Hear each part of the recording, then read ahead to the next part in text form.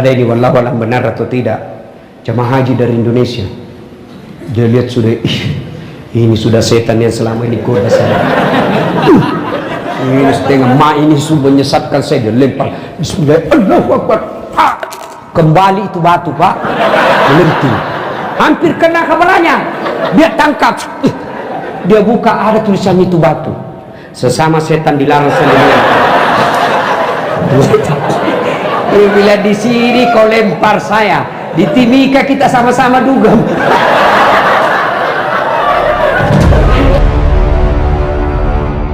Alhamdulillah, setan yang ada di rumah berhasil kita kalahkan sehingga kita bisa hadir di tempat ini.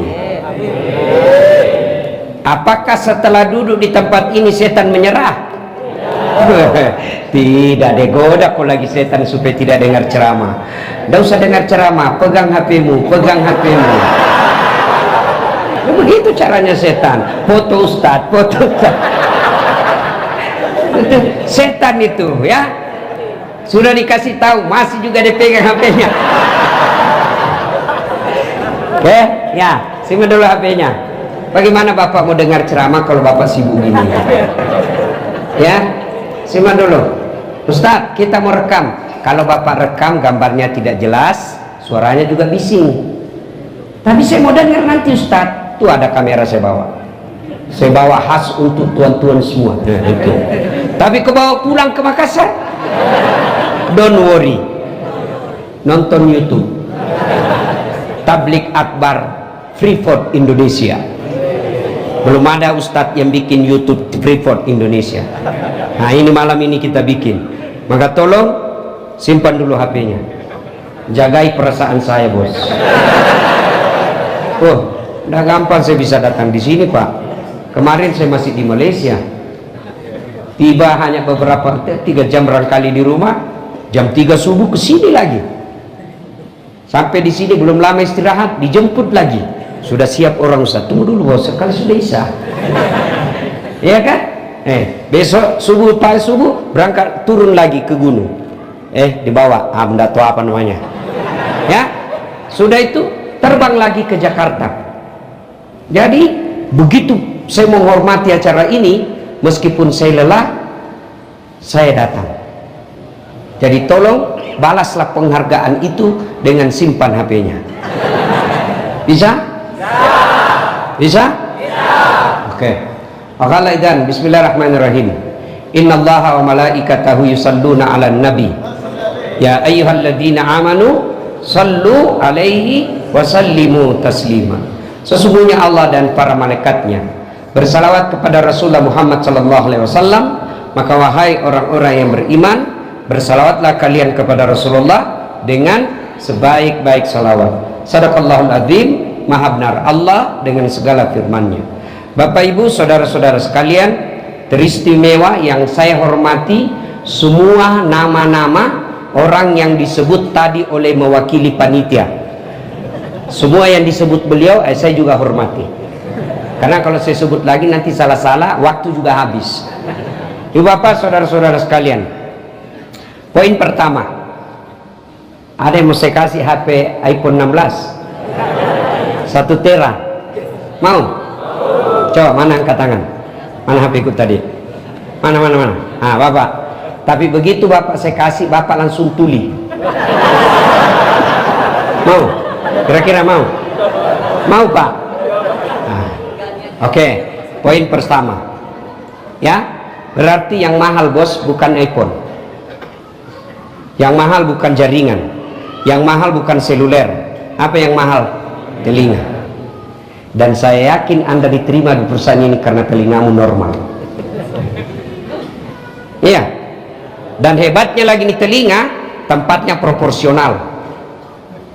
Pernah enggak bapak bayangkan bagaimana seandainya telinga satu di bawah ketek? Halo, ya Ustaz. Kok di mana tunggu Ustaz? Iya kan? Iya. Hebatnya lagi di telinga, dia bisa bedakan mana suara istrimu, mana suara selingkuhanmu. Bayangkan kalau istrimu telepon, kau kira selingkuhanmu. Kacau kau punya rumah tangga. Dan itu pun tidak pernah kita kursus membedakan suara. Allah lengkapi sensor pembeda bunyi piring, bunyi kentut. Iya toh? Maka kita ucapkan alhamdulillah. Bentar lagi, saya mau kasih kamera. Ya, mulai kau jawab toh. Kamera paling mahal kalau iPhone yang ada tertulis says. Mahal itu. Itu kamera saya. Maafkan saya bukan mutakabbir ya, hanya untuk gampang kita pahami. Itu lebih 100 juta harganya. Ya, Bapak mau? Saya kasih gratis bos. Pikir maku itu? Nggak ada. Kenapa? Bukan kameramu yang mahal. Biar kau punya kamera seperti itu, kamu harus punya ilmu untuk makainya. Biar kau punya uang, nggak ada ilmu, nggak bisa kau pakai. Photostat sekalinya jadi setengah badan. Betul setengah badan, tapi pusat ke bawah. Iya, tapi apa itu yang hebat? Bukan. Apa yang hebat? Mata. Allah kasih kau mata hebat, gratis, tidak perlu kau bayar. Dan saya yakin Anda bisa bekerja di tempat ini karena mata Anda normal. Dan hebatnya lagi nih mata, dia bisa punya sensor pembeda. Dia bisa bedakan mana istrimu, mana tetanggamu. Ya kan? Coba bayangkan kalau tidak bisa dibedakan mana istri mana tetangga. Tak tukar-tukar istri. Kenapa ini malam Senin tidak ada beda-beda rasanya? Oh ternyata security. Iya toh? Iya. Maka kita ucapkan alhamdulillah.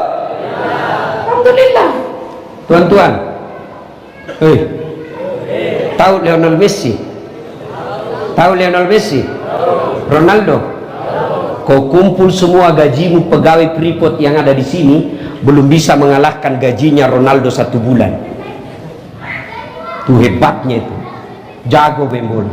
Apa karena dia hebat? Tidak. Apa karena punya skill hebat? Tidak. Apa sebabnya? Kalau Allah kasih kaki yang bisa bengkok. Mana bisa dia main bola kalau kakinya tidak bisa bengkok? Iya toh? Dan saya yakin Anda bisa diterima di Freeport ini karena kakimu normal. Biar kau cerdas, ijazahmu sampai 3 lembar, ada S1, S2, S3, bahasa mulai dari bahasa Inggris, Jepang sampai bahasa isyarat, kau kuasai semua, tapi kakimu tidak bisa kau gerakkan, kamu tidak bisa diterima di tempat ini. Dan siapa kasih kau kaki yang baik? Allah Subhanahu wa ta'ala. Maka kita bersikir mengucapkan alhamdulillah. Masya Allah. Saya mengajar mata kuliah public speaking, teknik berpidato, dan itu final testnya harus praktek depan saya. Tiba-tiba ada mahasiswi saya ada kawat di giginya. Dia pagar giginya, Pak. Biasanya yang dikawat itu kan pagar. Ini gigi dia kawat. Kaget saya, Dek. Apa namanya itu gigimu? Behel. Oh, mahal itu, Dek. Sekitar 40 juta. Masya Allah. 1 kali umroh dia simpan di giginya, Pak. Dan itu kalau sudah pasang selalu begini. Kalau sudah lebih 3 bulan sudah begini lagi. Nah, mau dilihat ini Pak, karena rugi kalau dipasang mahal-mahal tidak kelihatan. Saya bilang, apa kau kira behelmu makan? Bukan. Apa yang mahal? Gigi. Biar kau pasang behel harga 200 juta tidak ada gigimu. Apa kau bayar? Apa kau mau kawat? Iya toh? Iya. Dan hebatnya lagi Pak, gigi dibatasi tumbuh dan panjangnya. Pernahkah bapak-bapak membayangkan bagaimana seandainya gigimu tumbuh seperti rambut? Gondrong semua di sini. Saya yakin cewek di atas kalau gondrong gigimu nggak ada laki-laki suka kok. Iya toh. Dan kita bisa kerja di sini salah satu sebabnya karena gigi kita sehat. Dan hebatnya itu gigi deh, ada namanya saraf gigi. Apa fungsinya? Kau bisa bedakan mana kerupuk melempem dan tidak. Kau coba makan. Pernah kau kursus membedakan kerupuk? Enggak, otomatis dia tahu. Ah, sudah lama ini. Siapa yang kasih saraf? Allah Subhanahu wa ta'ala. Mata bisa dicipta, kaki bisa dicipta, tapi satu yang sampai detik ini ahli kedokteran manapun di dunia tidak bisa menciptakan saraf. Maka kita bersyukur dengan mengucapkan Alhamdulillahi Rabbil Alamin. Satu lagi, saudara-saudara, lihat perkembangan perusahaan beberapa di belahan bumi Indonesia, terutama perusahaan-perusahaan tekstil. Berapa banyak yang di PHK? Apalagi kita seorang suami, waktu kerja alhamdulillah kita bisa nutup kredit rumah, kita bisa nutup kredit mobil, kita bisa bayar anak-anak kita kuliah dan sekolah. Tiba-tiba tanpa diduga PHK, tutup. Anda bisa bayangkan bagaimana gelapnya kehidupanmu. Kita bisa menderita, bisa kita tidak makan sebagai laki-laki, bisa kita tidak punya rumah sebagai petarung, tapi kita tidak tega melihat anak dan istri kita ikut menderita gara-gara pekerjaan kita hilang. Dan kalian alhamdulillah bisa bekerja di Freeport. Maka kita ucapkan alhamdulillah. Tapi kan di atas gunung, Ustaz. Enak di atas gunung. Apa enaknya? Kurang dosamu, bos. Coba kalau saya baru keluar rumah, barang bagus banyak berkeliaran, Pak. Iya, kau di sini keluar, polisi. Keluar, tentara pegang senjata, aman. Makan kalau kau bujang dibayarkan sama perusahaan, nggak keluar duitmu, terkumpul terus. Maka jangan selalu berpikir yang nggak enak-enak. Bandingkan saudaramu yang susah cari nafkah, dan gajimu saya yakin tidak ada yang di bawah 6 juta di sini. Coba angkat tanganmu kalau ada gajimu di bawah 6 juta. Ya, bersyukur saudara-saudara sekalian. Masya Allah, kalian bekerja, bersyukur. Coba lihat tempat kerjamu, enggak panas, enggak di bawah sengatan matahari. Maka kita ucapkan alhamdulillah. Masya Allah. Nah, bagaimana cara bersyukur? Itu tadi surat yang sangat pendek. Inna a'tainakal kautsar. Itu Allah tadi sebut itu. Wih, banyak nikmat yang saya kasih kau. Kalau kau bayar, tidak mampu kau bayar. Adik-adikku sekalian, ya, yang selalu mengeluh dengan pekerjaanmu, kau dengar baik-baik. Kau mau cepat kaya? Mau? Jual jantungmu.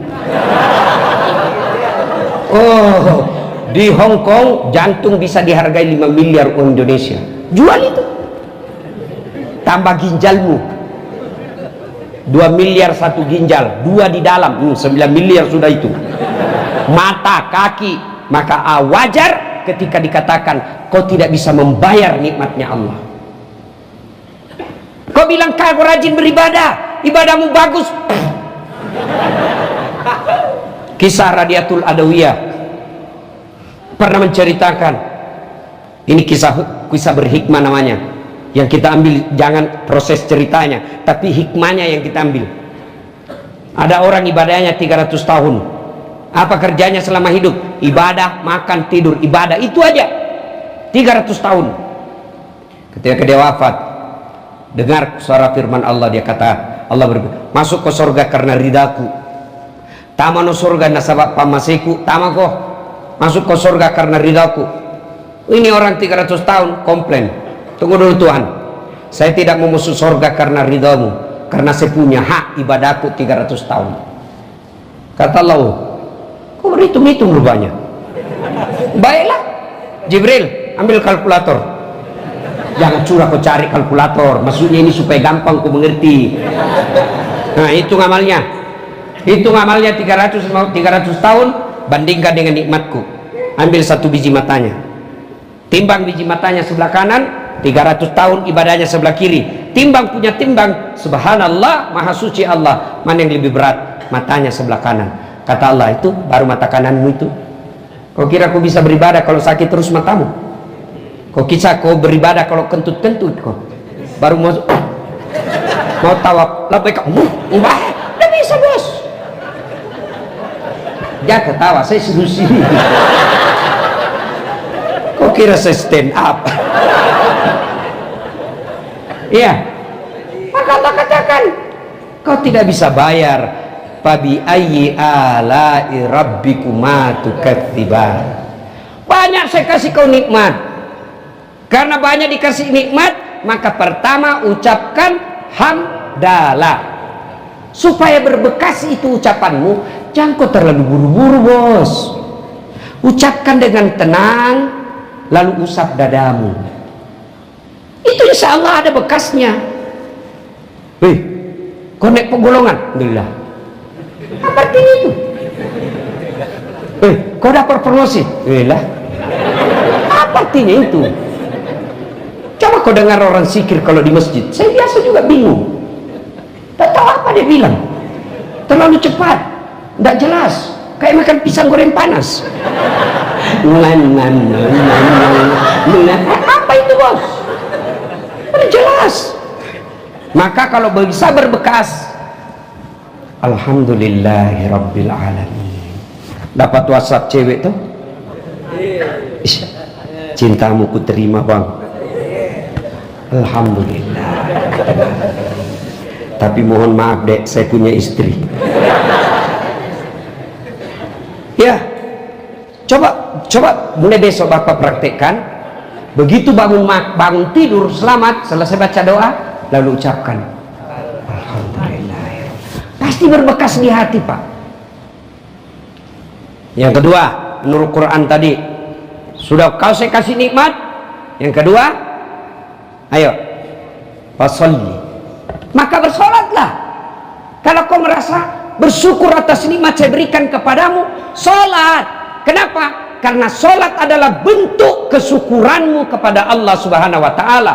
Solat adalah puncak penghambaanmu kepada Allah Subhanahu wa Ta'ala. Saya engineer, saya dokter, saya PR, saya ustadz. Oke, kau semua apa saja, tapi kau hambaku, kau sujud di depanku. Saya wali kota, saya presiden, saya menteri, saya pengusaha, saya kontraktor. Kamu tetap hambaku, kau sujud di depanku. Kau husuk atau tidak, kau baik salatmu atau tidak, lakukan soal husukmu, saya punya urusan. Salat, puncak keimanan kita, kesyukuran kita, penghambaan kita kepada Allah, itulah salat. Dan Allah marah ketika kalian tidak salat. Kenapa? Allah murka ketika kalian tidak sholat, karena inilah ibadah sholat yang paling gampang kau lakukan. Allah tidak menuntutmu susah seperti haji, harus ngantri bertahun-tahun, uang puluhan juta keluar, sebulan kita tinggalkan pekerjaan dan keluarga. Zakat perlu uang, puasa perlu lapar sehari selama 30 hari. Tapi sholat, apa alasanmu bos kau tidak sholat? Apa? Nggak ada uang ustad, nggak dibayar. Nggak hafal ustad, boleh kau baca. Kau sholat sambil baca buku. Allahu Akbar. Baca itu doa tuntunan. Allahu Akbar. Kau dilihat anakmu, kau jelaskan nanti. Inilah nak, karena bapak dulu nggak pernah belajar. Nah, kamu belajar supaya kau tidak seperti bapak ini. Ya, apalagi alasanmu nggak bersolat. Saya nggak lihat kiblat ustad. Kau menghadap kemana saja. Saya tidak bisa kena air ustaz, kau tayamum. Beda haji bos. Ada uangmu, Nggak sehat, nggak berangkat. Kau sehat, nggak ada uang, nggak berangkat. Sehat, ada uang, nggak ada porsi, nggak berangkat. Ada porsi, tiba-tiba ilegal, nggak berangkat. Tapi sholat, ayo, nggak ada alasan. Biar ada uang, ada waktu, sehat, tapi harus ke Mekah. Nggak boleh kau haji kalau nggak di Mekah. Tapi sholat, boleh nggak sholat di Timika? Boleh nggak sholat di Sorong? Boleh nggak sholat di Bali? Boleh sholat di New York? Boleh. Tapi haji, boleh nggak di New York? Nggak, harus ke Mekah. Maka Allah marah ketika kau tidak sholat. Kenapa? Ini ibadah yang paling gampang, dan itu bentuk kasih sayang saya kepadamu, kepada Allah. Saya sayang kamu, maka saya suruh kau sholat. Mulai dari takbir sudah kita puji Allah, sampai ada doa 8 yang kamu minta kepada Allah ketika kau sholat. Rabbi gfirli warhamni wajburni warfa'ni warsukni wahdini wa'afini wa'fu anni. Itu dalam sholat kau minta. Apa alasanmu kau tidak sholat? Maka kalau kau merasa bersyukur, perbaiki sholatmu, bos. Kau bohong kalau kau bilang alhamdulillah atas nikmat Allah, tapi kau tidak sholat, marah Tuhan, kau pembohong. Kalau kau bersyukur, kau datang sujud di hadapanku. Tuan-tuan, harga dirimu dalam tubuh kepala. Bercanda, dorong pantatku, saya masih ketawa.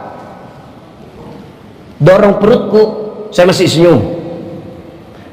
Tapi coba dorong kepalaku, kurang ajar kau. Kenapa? Harga diri, bos. Apa yang menghina di dalam diri kita? Kaki. Kau kasih saya uang pakai kaki, dasar honormu. Oh, saya bilang saya biar miskin, jangan kau hina saya tikam kau. Kenapa? Harga diri, bos. Tapi ketika kau di hadapan Allah, kamu semulia-muliamu di dunia, kamu mau presiden, mau apapun, kamu hina di hadapanku.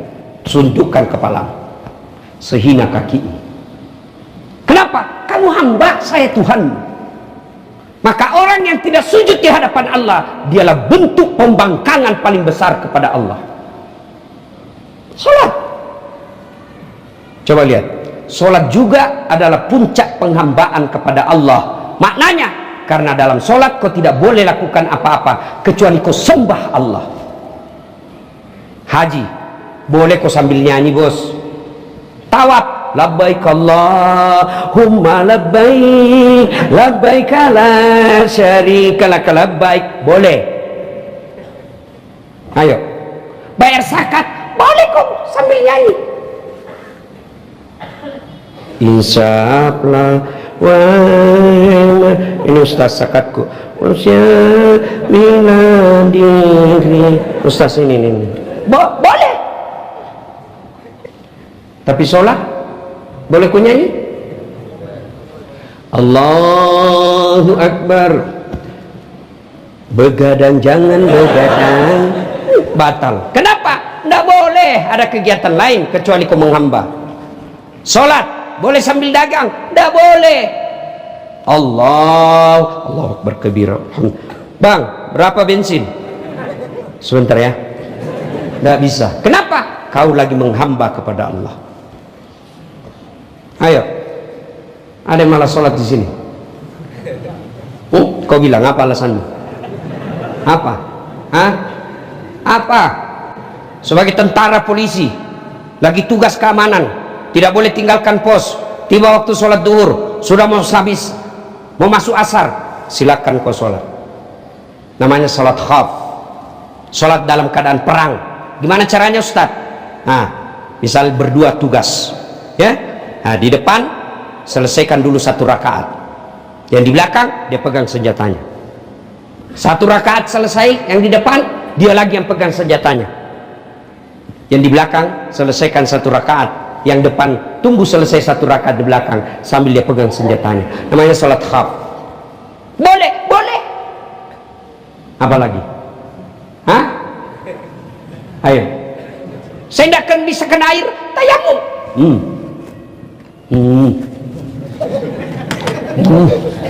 Sudah.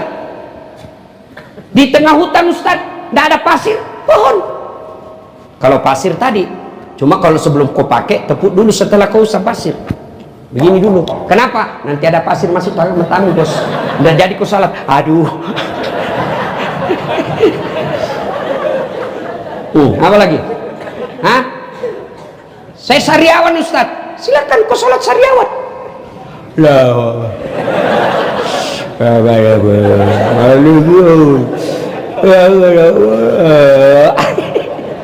Allah tahu kalau lagi sholat, kalau lagi sariawan. Apa lagi? Hah? Apa? Tidak ada, bos. Ayo. Oh, dia tidak sholat Ustaz. Dia kaya. Ada kala kayanya Nabi Sulaiman. Nabi Sulaiman dicatat dalam sejarah perjalanan manusia dari Adam sampai sekarang. Tidak ada kala kaya itu Nabi Sulaiman. Ayo, kunci gudangnya ratusan onta yang bawa. Kunci gudang. Rumahnya, pekarangannya kerikil emas. Kita orang Bugis paling giginya dikasih emas. Ayo, apa? Kau gagah, kau kalah gagahnya Nabi Yusuf. Itu Nabi Yusuf disuruh jalan depan ibu-ibu, ibu-ibu terpesona tanpa dia sadar diiris tangannya karena terpesona wajahnya Nabi Yusuf. Kamu jangankan iris tangan, bau ketek saja kau bisa raba kalau dia lewat. Gagah bau ketek. Ya. Hebatnya itu. Yusuf cakap tetap beribadah. Saya sakit Ustaz. Ada kala sakitnya Nabi Ayub. Ayub alaihissalam, bininya berkata, kau doa lah bang, kau kan Nabi. Saya malu berdoa kepada Allah. Nikmatku, sehatku jauh lebih banyak daripada sakitku. Tidak ada alasan bagi kita tidak sholat. Kecuali satu, hilang ingatan. Kalau bapak merasa gila, boleh. Kenapa tidak sholat? Gila Ustaz. Boleh. Boleh. Dua, boleh tidak sholat? Belum balik. Kalau ada di sini adik-adik belum pernah merasa mimpi basah, boleh kau tidak sholat. Kenapa? Belum balik. Gimana caranya belum balik? SMP aja kau sudah kreatif sendiri. Ayo, apa lagi? Tiga, kau boleh tidak sholat dalam tekanan. Tiba-tiba datang Belanda, Porlander, Hopperdomes, ini anak ini Belanda, Hipitug Hana Hanbet. Kau sholat, saya pecahkan kepalamu, senjata di kepala. Boleh, Anda dalam keadaan terpaksa. Ada begitu di sini. Kalau kau sholat, saya kasih keluar kau dari Freeport. Enggak. Makanya kalau kalian bersyukur sholat, aduh, saya yakin semua yang di tengah ini kau datang ke sini gunung karena kau cari dunia. Bohong kau kalau kau bilang enggak Ustaz, ini demi prestasi. Kau pasti gara-gara itu. Doa tadi, doakan kami dalam mencari nafkah.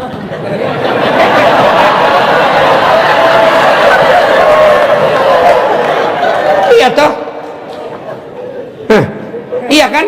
Pak polisi datang ke sini, itu terancam jiwanya berhadapan OPM. Untuk apa? Cari nafkah. Dari Jawa, dari Sumatera, dari Sulawesi datang ke sini cari nafkah.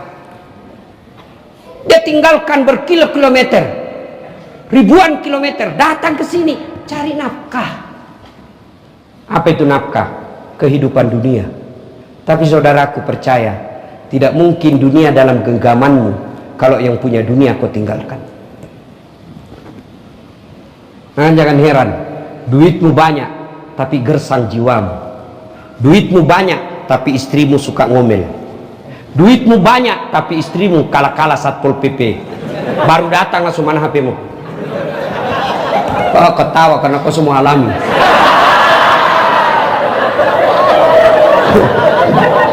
Oh sorry bos, enggak, saya tidak pernah takut sama istri saya. Memang caranya aku mau takut? Saya tidak masuk akal kalau ada laki-laki takut sama istrinya. Gimana ceritanya bos? Nah kau yang cari uang apa? Kau yang belikan rumah, kau yang cicilkan mobil, semua gajimu dikasih, mamamu yang besarkan kamu, tapi istrimu kau kasih uang, masih kau takut sama binimu? Saya tidak pernah takut sama istriku, cuma istriku lebih berani.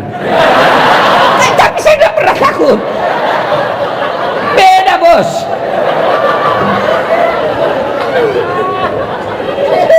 Nah, maka sholat, saudara-saudara sekalian, mustahil dunia dalam genggamanmu kalau yang punya dunia kau tinggalkan. Sholatmu cuma hari Jumat, itu pun paling terlambat datang, paling cepat pulang. Orang khutbah kau tidur. Begitu ada masalah, ya Allah saya sudah capek ditambah gapura ini ya Allah, hancur saya kurasai di hidupku ya Allah. Ini biniku ketemu dengan mantan dia ya Allah, saya mau pulang tidak ada izin ya Allah, hancur saya rasa, capek sudah hidup saya ya Allah. Allah berfirman, malaikat, karena dia sudah capek hidup, cabut nyawanya.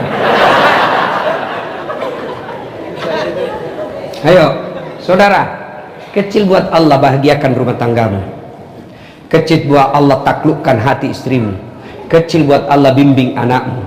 Tidak ada yang mustahil di sisi Allah. Yang penting dekati Allah, pacari Allah, Allah selebihnya urus hidupmu. Ayo sholat. Itulah tadi makna dari surah yang pendek itu. Kenapa pendek Ustaz? Allah ingin seolah-olah memberikan pesan, hidupmu pendek, maka bersyukur pelihara sholatmu. Kenapa Ustaz? Anda tahu, satu kali tinggalkan sholat itu hukumannya 1 hari di neraka. Buka surah Al-Hajj 47. 1 kali kau tidak sholat subuh tadi, 1 hari kau di neraka bos. Berapa 1 hari? 1000 tahun dunia. Ayo 1000 tahun pak, 5 kali sore semalam, 5 kali kau tidak sholat, 5000 tahun kau disiksa neraka. Nah, jangan anggap penting tuh sholat. Saya maksiat Ustaz, ya dosamu lain, sholatmu lain. Wala talbisul haqqa bil batil, Allah tidak campurkan antara yang hak dan yang batil. Dosamu catat sebelah kiri, sholatmu catat sebelah kanan.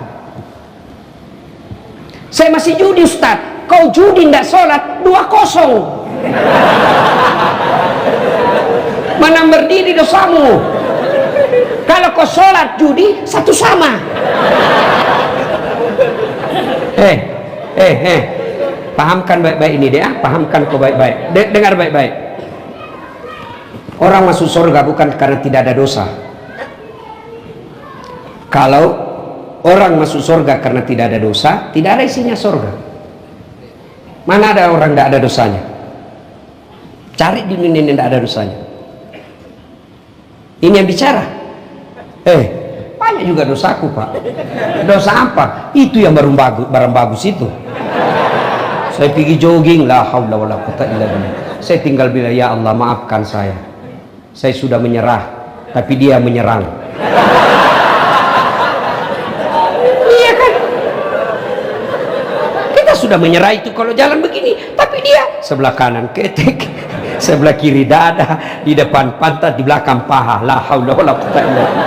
Ya Allah maafkan hambamu yang daif ini. Mana ada dosa? Nabi Adam aja dosa, makan buah huldi. Nabi Ibrahim aja dosa, bohong ketika dia dilir Raja Namrud. Nabi Nuh juga dosa, gagal didik anaknya. Nabi Lut juga dosa, gagal didik istrinya. Nabi Yunus juga dosa, dia tinggalkan medan dakwah sangka buruk. Coba, itu Nabi bos, apalagi kau pegawai Freeport. Apa? Maka dosa, amal ditimbang. Sholat ditimbang, dosa ditimbang. Oh banyak amalku Ustaz, tidak ada sholatmu, tidak ada gunanya. Sholat itu password, sholat itu PIN, kalau ATM. Saya kasih lagi ilustrasi sederhana. Sampai kalau mudah-mudahan Bapak pernah tengok ceramah saya yang sama iya itu tiangan itu ada bunga-bunga di sini. Ya. Samping itu saya tambahkan lagi logika gampang. Anda pergi nabung suatu bank, ada CCTV, dilihat itu setor yang terima uangmu, teman kerjamu, tiap hari kau makan siang bareng dia, terima duit pegawai bank 10 juta. Oke, beberapa hari kemudian kamu datang ambil duitmu. Apa kau cuma bilang duitku 10 juta mana? Apa kata kawanmu yang kasir? Mana buku rekening? Ya toh? Jawab dulu, iya. Bisa enggak langsung Bapak bilang saja, mana uangku 10 juta? Dia bilang, enggak ada. Enggak, dia tahu, ini tahu orang bahwa ada uangnya 10 juta. Dia tahu, karena itu temanmu. Ada pula CCTV yang bisa dibuka. Tapi apa boleh semerta-merta kita ambil? Tidak. Apa syaratnya? Mana buku banknya? Tidak ada. Kalau begitu minimal ATM-nya mana? Tidak ada, hilang. Oh begini Pak, Bapak boleh ambil, tapi urus dulu keterangan hilang di kantor polisi. Baru sudah urus keterangan hilang, baru dilihat, dibikinkan dan dicari, dibikinkan rekening baru, atau rekeningnya diaktifkan, baru dikasih. Lihat toh, begitu juga orang yang tidak sholat, banyak tabungannya, puasa 30 hari, sedekah, bangun masjid, silaturahmi, nolong temannya, banyak itu semua rekening. Bapak mau ambil? Mana? Mana? Buku itu. Apa itu? Sholat 5 waktu. Tidak ada sholat 5 waktu. Kok bisa? Tidak ada. Hilang. Oh, kalau begitu, kau tuh pergi urus dulu keterangan hilang di neraka.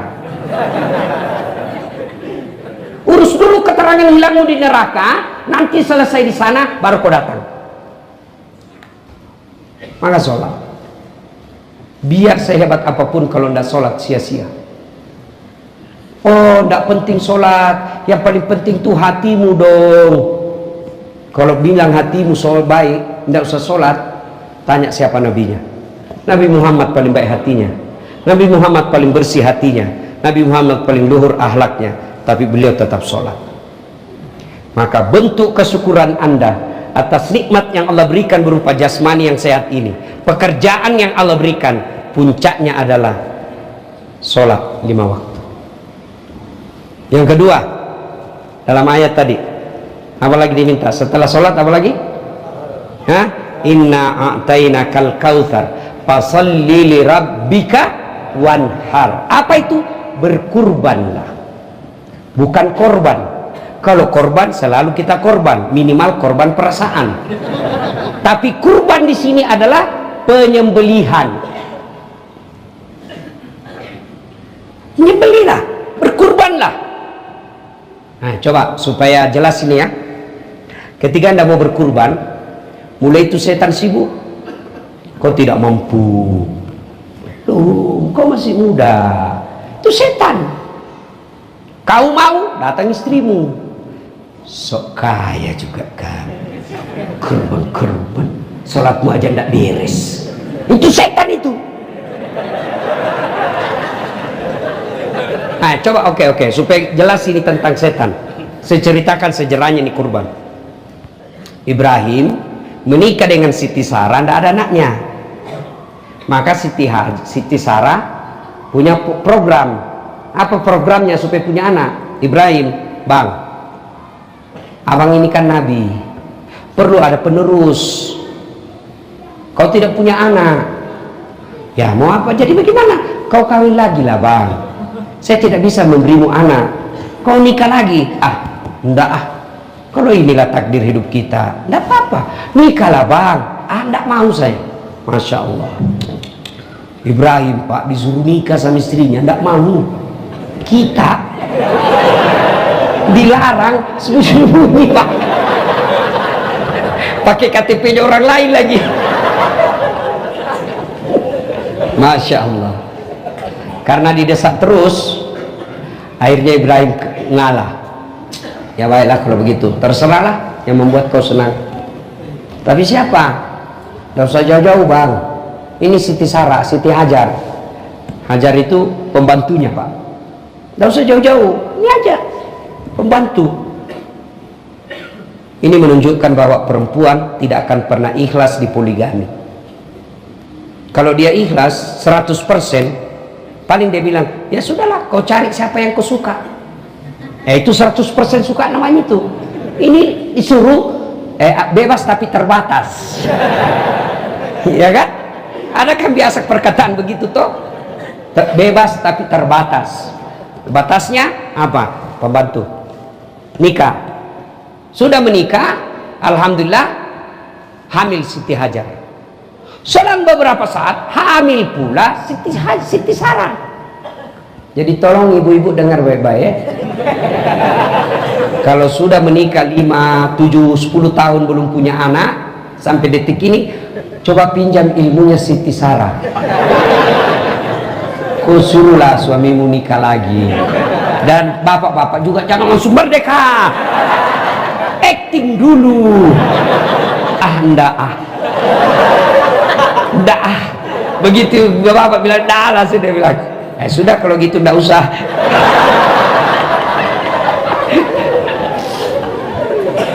Sudah lahirlah anak dari Ibrahim dengan istrinya Siti Hajar, namanya Ismail alaihi salam. Inilah keturunan kita orang Islam. Ibrahim alaihissalam dengan istrinya Siti Sarah, lahir pula anaknya namanya Ishak alaihissalam. Inilah keturunannya Bani Yahudi. Ringkas kisah. 8 Zulhijjah, tidur Ibrahim, mimpi. Apa mimpinya? Ibrahim, pernah aku bilang toh, kalau ada anakmu saya potong. Sekarang ada anakmu, potong itu. Ibrahim bangun dalam mimpinya. Ini wahyu atau mimpi? Kalau mimpi, kenapa jelas sekali? Kalau wahyu, kenapa anak disuruh potong? Kalau banyak anak, tidak masalah. Cari yang paling bodoh.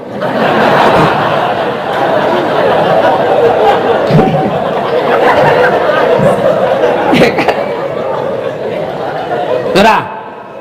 Berpikir terus seharian Nabi Ibrahim. Dia berpikir wahyu mimpi, mimpi wahyu, wahyu mimpi. Berpikir. Maka kita tanggal 8 Zulhijjah disebut hari Tarwiyah, yang semakna dengan hari berpikir-pikir. Maka kita sunnah puasa 10 hari di bulan Zulhijjah sebenarnya. Kalau bapak tidak mampu ya 3 hari saja. 9 Zulhijjah mimpi lagi. Bayar janjimu, bangun. Wah, Ibrahim hakul yakin. Ini bukan mimpi, ini wahyu. Maka 9 Zulhijjah itu Nabi Ibrahim yakin. Maka kita sekarang disebut hari Arafah, yang artinya hari penuh keyakinan. 9 Zulhijjah, 10 Zulhijjah Ibrahim panggil anaknya. Bagaimana kisah selanjutnya? Kita lanjutkan setelah Ustadz minum dulu. Ya kok ketawa, kok enak duduk-duduk ketawa. Saya setengah mati, kok ketawai lagi Bismillahirrahmanirrahim. Oh enak-enak juga rupanya ya. Sunnah 3 kali. Ya. Sampai jam berapa ceramah Pak? Jam 10? Jam 12? Serius? Mampu? Saya tidak mampu.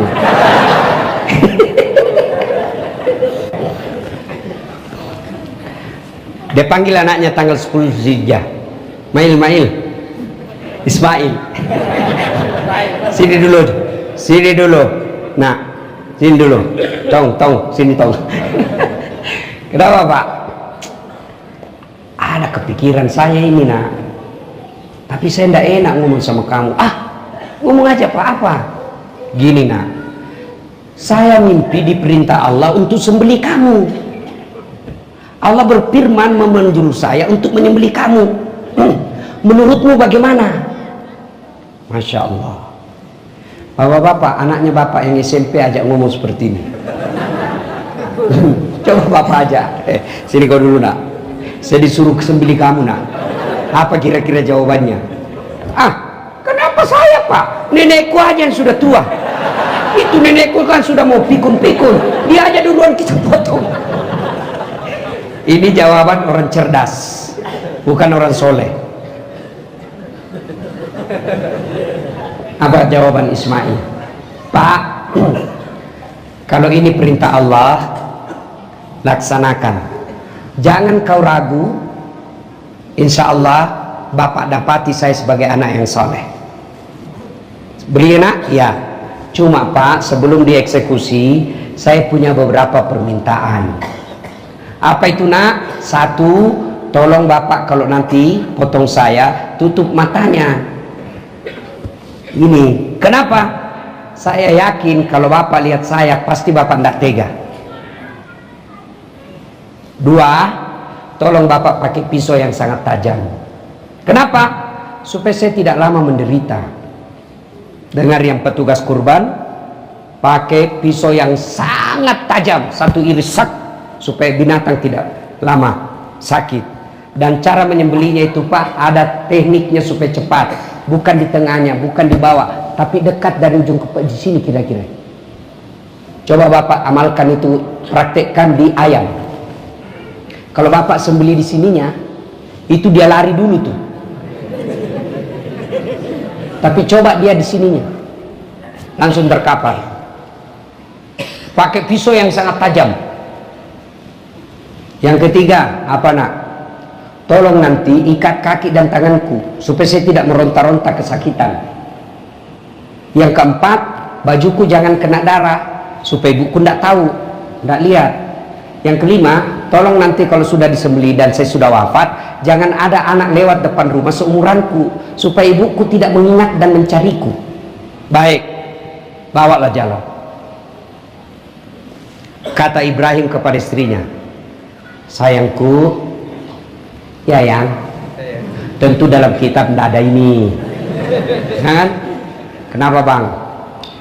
Tolong komandi anakmu baik-baik, kasih baju baru, rapikan rambutnya, kalau ada parfum kasihlah parfum sebagian. Untuk apa bang? Saya mau bawa jalan-jalan. Baik bang, sudah. Ismail jalan, sudah pakai baju baru, jalanlah dia. Mau ke tempat eksekusi yang sekarang kita kenal dengan nama Mina, ya kan? Pergilah. Begitu jalan, si ibu ini setan. Waduh, mau betul dia potong anaknya ini. Bahaya kalau begini. Tidak ada teman kita di neraka nanti.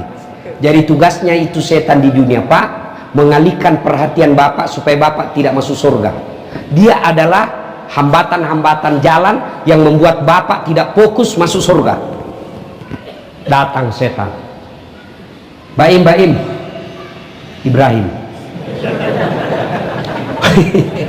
kau tengok dulu anakmu di belakang, lagi lucu-lucunya. Lama kau harap, masa kau tega potong? Ibrahim tidak banyak bicara pak. Diambil batu, ishak ya lah, pop, setan pergi kau. Kena kepalanya pak. Sampai di pos 40, balik lagi. Cek apa namanya tadi yang saya lewati, singgah-singgah, checkpoint. Sampai checkpoint 40, balik lagi. Ya, saya lihat tadi banyak yang singgah kencing berdiri. Ya. Dan tidak pakai air pak. Dan saya yakin ini boleh kata 80% pasti tidak sholat. Kenapa? Najis. Ya, bagaimana kalau tidak dapat air seperti itu Ustaz? Pakai tisu. Tidak ada tisu, daun. Cuma periksa baik-baik dulu itu daun. Jangan ketawa bos, ini serius. Ini mau pikir. Gimana caranya? Satu, ambil daun 3 lembar. Pertama, jangan lihat ibu-ibu. Tidak apa-apalah. Ambil daun pertama, gosok ke bawah. Dua, ambil lagi daun kedua, gosok ke atas. Ambil daun ketiga, gosok lagi ke bawah. bersih. Ketemu air tetap harus. Kalau tidak ada air masuk waktu sholat, tayamum sudah boleh. Cuma cara gosoknya begini, jangan kok begini, tambah kotor. Ya. Nah sudah lanjut. Gak. Kenapa ibu-ibu yang ketawa? Nah sudah, gagal goda suaminya, dia datang ke istrinya. Jar, apa? Kau tahu mau dibawa kemana anakmu? Ya mau dibawa jalan-jalan sama bapaknya. Bodoh, udah tipu kau tuh, hoax. Maksudnya apa? Dia mau potong anaknya. Sembarang kau bilang kau. Mana ada orang tua mau potong anaknya? Katanya perintah Tuhannya. Apa? Perintah Tuhannya. Jangankan anakku, saya pun siap dipotong kalau itu perintah Tuhan. Jangan yang bicara. Wah, tembak. Kak, kena kepalanya. Sampai dicek poin 60, balik lagi. Anaknya lagi digoda. Main. Kau tahu mau dibawa kemana? Masih mau bicara langsung dilempar, Pak. Jangan banyak bicara. Ishab ya. Tadi kena kepalanya, sekarang mata kanannya kena. Makanya sebagian ulama mengatakan setan itu salah satu ciri-cirinya picor. Tahu kan picor? Itu yang rusak matanya, itu kena batu. Itulah 3 setan. Ibrahim lempar, Hajar lempar, Ismail lempar. Itulah kemudian yang diabadikan dalam ritual pelaksanaan ibadah haji, melempar 3 jumroh. Jumroh Aqabah justru ula. Aqabah, jumroh Wusta, ula dan Aqabah. Setan besar, kecil dan menengah. Ada ini wallahu alam benar atau tidak. Jemaah haji dari Indonesia, dia lihat sudah, ini sudah setan yang selama ini goda saya. Ini setengah ini menyesatkan saya, dia lempar. Bismillah, Allahu Akbar. Kembali itu batu, Pak, melenting. Hampir kena kepalanya. Dia tangkap. Dia buka, ada tulisan itu batu. Sesama setan dilarang sendirian. Bila di sini kau lempar saya, di Timika kita sama-sama dugem. Nah, serius dulu. Ini kaitannya cerita tadi. Bapak sudah mau, istri masuk. Kita mau, tiba-tiba anak datang. Pak, ngapain sih beli kurban? Kan bisa tahun depan. Saya mau pakai kuliah. Nah, itu setan. Dan susah dilempar. Waduh. Kenapa mesti melempar 3 jumroh itu? Kan satu tempat itu kan 7 batu, Pak. 3 tempat berarti 21 batu. Dan itu 3 hari jamaah haji lakukan. 21 kali 3 berapa?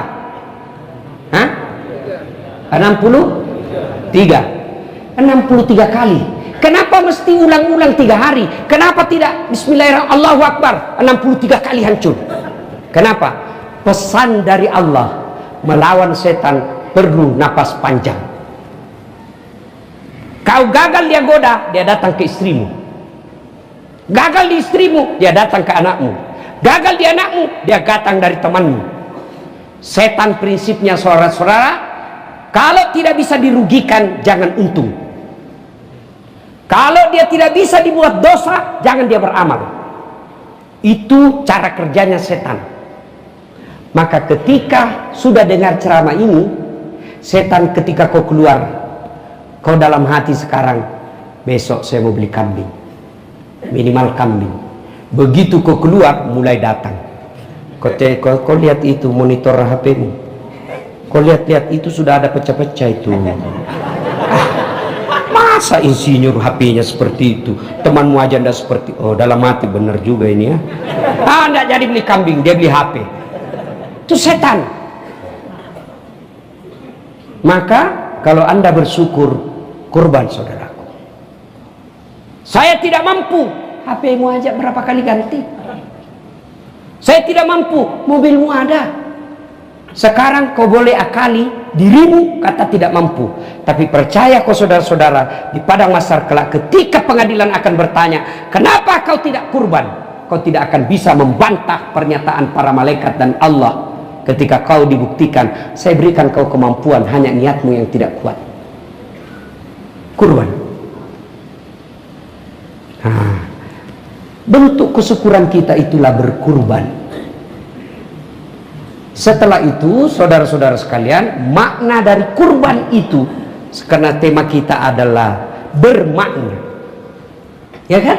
Apa maknanya kurban? Dagingnya, darahnya tidak sampai kepada Allah. Apa yang sampai?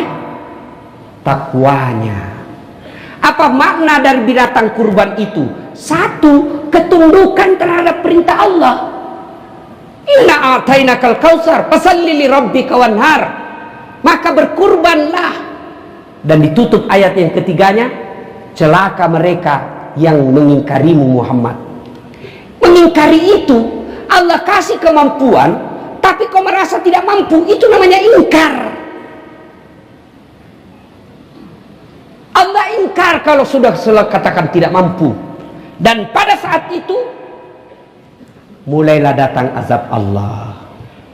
Azab Allah tidak mesti serangan jantung. Azab Allah tidak mesti bangkrut.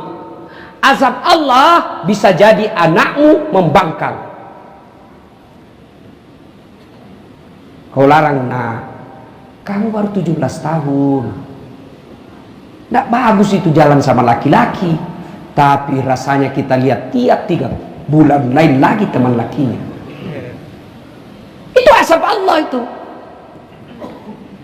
Mari koreksi. Azab Allah saudara tidak mesti serangan jantung, tidak mesti bangkrut, tidak mesti hilang rumah. Bisa jadi azab Allah itu adalah istrimu yang tidak taat kepadamu. Kita laki-laki, harga diri kita ketika istri kita nurut apa yang kita lakukan. Apa yang terjadi? Kita bilang jangan kau selalu keluar, tidak bagus itu perempuan malam masih di luar. Apa kata binimu? Enak saja kau bicara. Coba kau yang tinggal di rumah. Itulah makna dari ingkar, maka Allah buat keluargamu tidak bisa turun. Bisa jadi azab Allah itu adalah suami yang kerjanya hamburkan duit untuk perempuan lain dan tidak pikir anak istrinya. Itu adalah azab Allah. Agar terhindar dari azab Allah itu, maka berkurban biar Allah yang lindungi keluargamu. Kecil buat Allah lindungi suamimu, kecil buat Allah taklukkan hati anakmu. Allah minta berkurban kok supaya masalah dalam rumah tanggamu saya yang selesaikannya. Karena bapak tidak mau berkurban, kurban tidak jalan, rumah tangga berantakan. Masih ada beberapa hari. Tuan-tuan yang punya tabungan berpuluh-puluh juta, tarik itu kurban. Tidak mungkin Allah bangkrut. Ada tabungan, percaya. Jangan sangka buruk. Aduh, bagaimana tahun depan? Kamu yakin masuk hidup tahun depan? Kamu yakin Allah tidak kasih kau rezeki tahun depan? Kurban. Ada tabunganku 20 juta, ambil sebagian, belikan kambing. Tahun depan Allah Maha Kaya. Kalau kau pikir bagaimana tahun depan, itu maknanya kamu tidak percaya ada rezekimu tahun depan. Maka Allah sampaikan, ana inda sanni abdi bi, saya tergantung sangka hambaku. Kalau dia sangka baik, saya sangka dia sangka saya kasih kamu. Allah tidak rugi kasih kaya kita. Apa bapak minta, Allah tidak butuh. Sebaliknya, contoh ke saya, kau minta HP ku, Ustaz minta HP-mu, saya juga butuh. Tapi Allah, kau minta apa? Kekayaan, Allah Maha Kaya. Ampunan, Allah Maha Pengampun. Kesehatan, Allah Maha Menyehatkan. Allah itu bukan pengasih, Maha Pengasih yang kasih sayangnya tak terbatas. Maka yakin ada duitmu bos, keluarin, tahun depan Allah kasih lagi.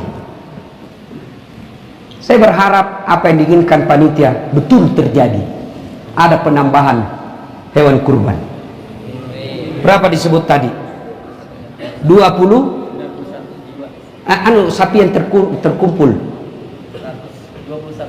21. Lebih banyak di masjid saya, Pak.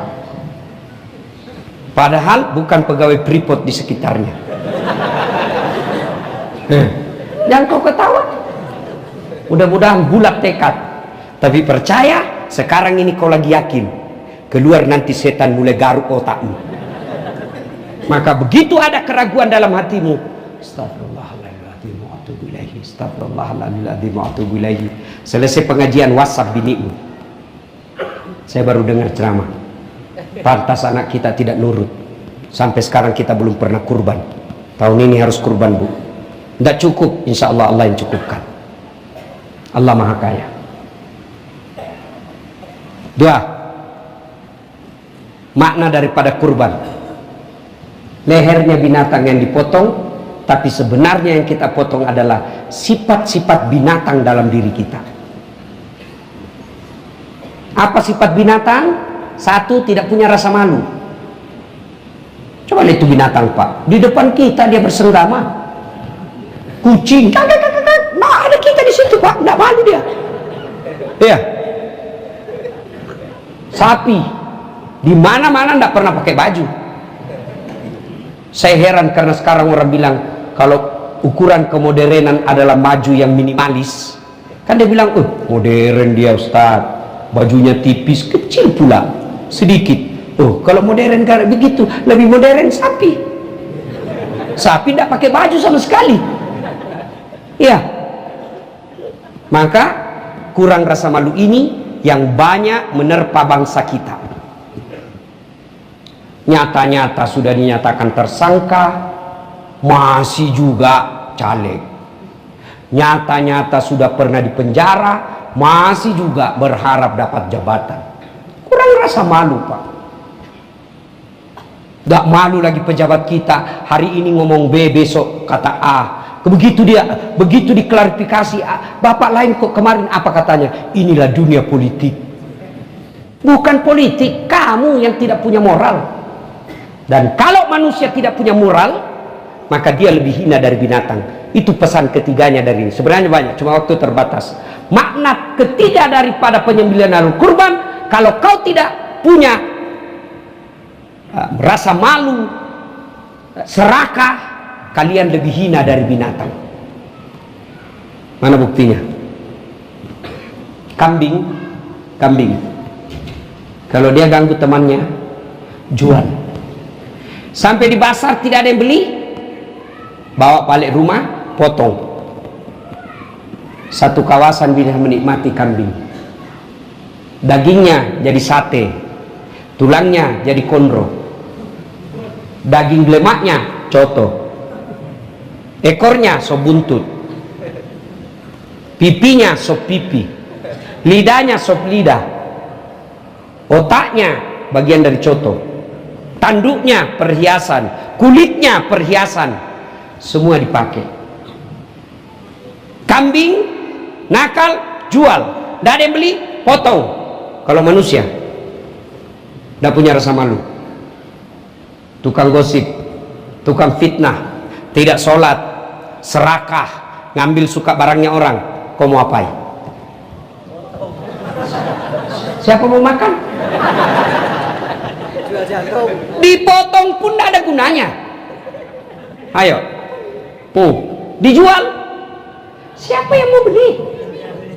Itulah makna dari ayat Al-Quran mengatakan manusia lebih hina dari binatang.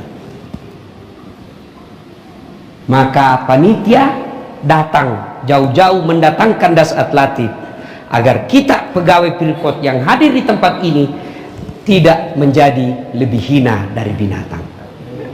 Inilah tausiah kita, mudah-mudahan ada manfaat.